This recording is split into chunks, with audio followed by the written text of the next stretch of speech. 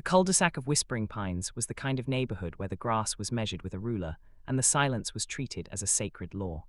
At the center of this suburban fortress lived Margaret Vance, known to the local kids as the ruler, and to the adults as the most litigious president the Homeowners Association had ever seen. Margaret didn't just enforce rules, she hunted for violations. She spent her Saturday evenings perched behind her expensive silk curtains, binoculars in hand, waiting for a blade of grass to grow too high or a trash can to be left out 4 minutes past the deadline. But today was different. Today, the menace lived right next door at the Miller residence.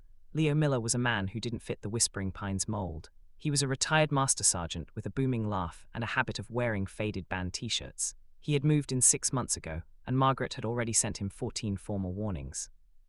"Leo, you're sure about this?" his wife, Sarah, asked as she set out a tray of sliders on the heavy industrial workbench in their oversized garage. "It's a retirement celebration for Miller's old partner, Sarah. The guys need a place to unwind," Leo replied, adjusting the dial on a vintage stereo. "Besides, we're keeping it inside the garage. The doors are half shut. We aren't breaking any ordinances." "You know Margaret," Sarah sighed, though she was smiling. "She thinks fun is a violation of." By 6:00 p.m., the garage was humming. It wasn't a wild college rager. It was a gathering of seasoned veterans, local precinct captains, detectives, and patrol officers, all out of uniform. They were dressed in flannels, hoodies, and baseball caps. To any casual observer, they looked like a group of middle-aged guys ready to watch a game and swap stories. The guest of honor was Detective Elias Thorne, a man who had spent 30 years on the force and had the scars and weary eyes to prove it. He sat in a lawn chair, a non-alcoholic beer in hand, laughing as his former trainees teased him about his impending life of golf and afternoon naps. Across the driveway, Margaret Vance was vibrating with indignation. She stood in her darkened living room, her face illuminated by the glow of her iPad as she pulled up the HOA bylaws. "Unsanctioned gathering," she muttered, "exceeding driveway capacity, audible noise beyond property lines. This is an insurrection." She marched to her front porch, her heels clicking like a firing squad on the pavement. She stood at the edge of the Miller's property line, checking her watch. It was 7:02 p.m. The quiet hours didn't technically start until 9:00 p.m., but Margaret had her own set of standards.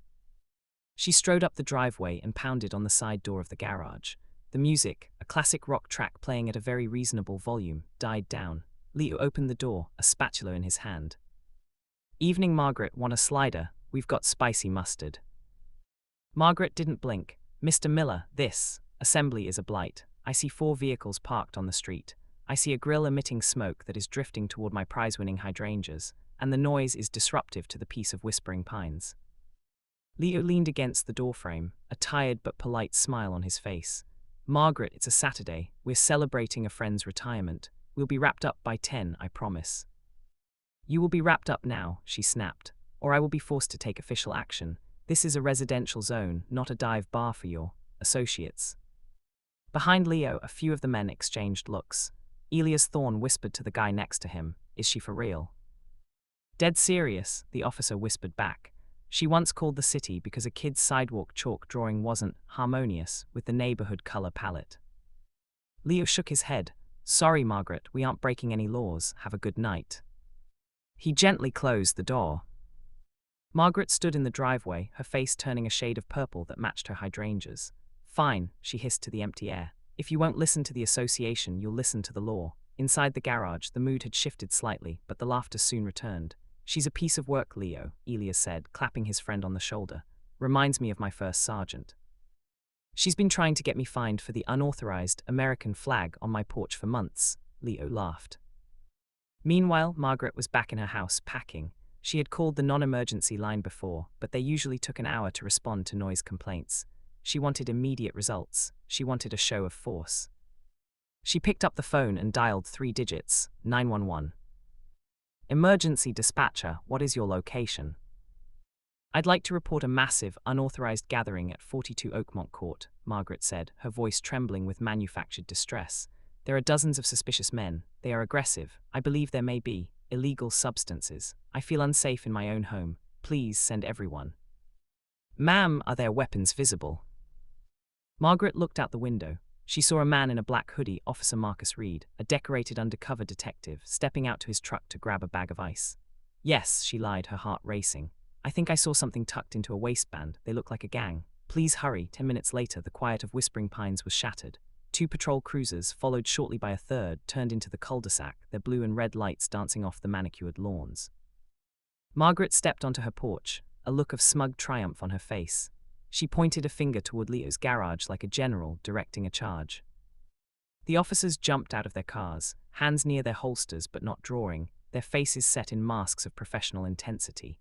The lead officer, a young man named Officer Miller, no relation to Leo, shouted, "Police, everyone stay where you are." The garage door was currently open about 3 feet to let in the evening breeze. Upon hearing the sirens and the shout, Leo sighed and hit the button to open it fully. "Inside, hands where I can see them," Officer Miller commanded as the heavy metal door creaked upward. As the light flooded the garage, the scene that greeted the responding officers was not a den of iniquity. It was a sea of familiar faces. Officer Miller froze. His partner, Officer Gomez, let her hand drop from her belt, her jaw slowly hanging open. "Sarge," Miller stammered, looking at Leo. "Captain," Gomez said, staring at a man in the back who was currently holding a paper plate of potato salad. The suspicious men didn't scramble. They didn't run. They simply stood there with expressions ranging from amusement to deep, simmering annoyance. Elias Thorne stood up from his lawn chair, stretching his back.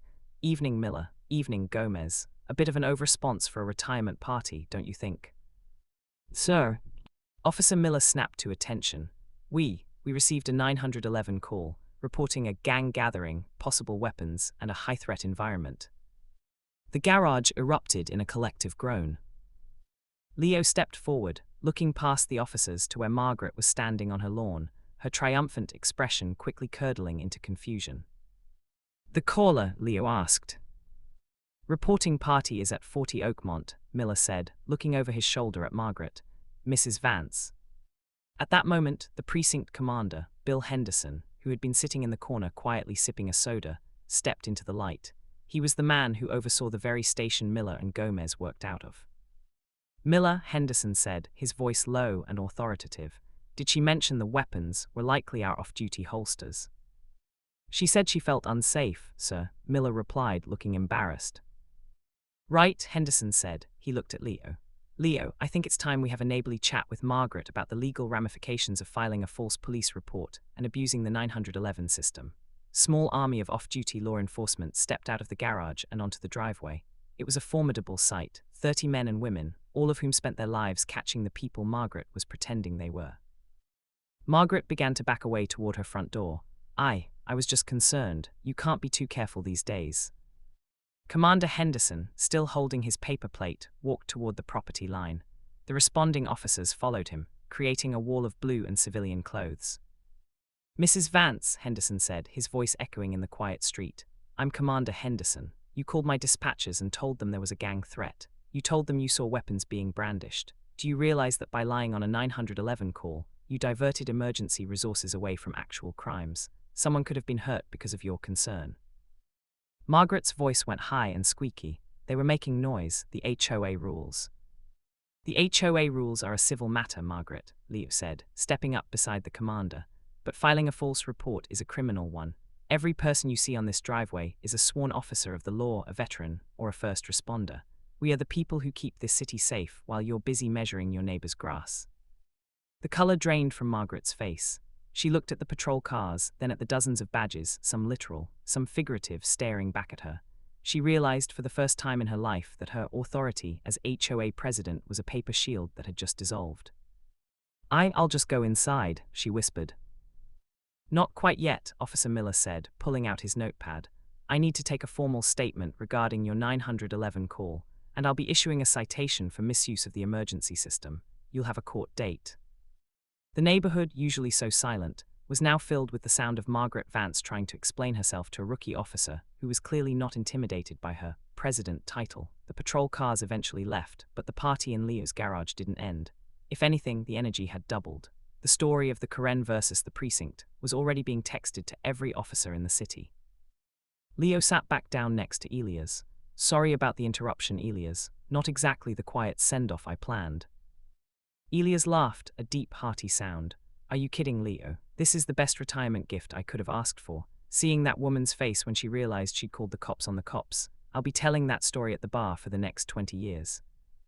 As the sun dipped below the horizon, the garage lights cast a warm glow onto the driveway. Margaret's house remained pitch black. She hadn't turned on a single light since retreating inside. The next morning, a for sale sign didn't appear, but something else did.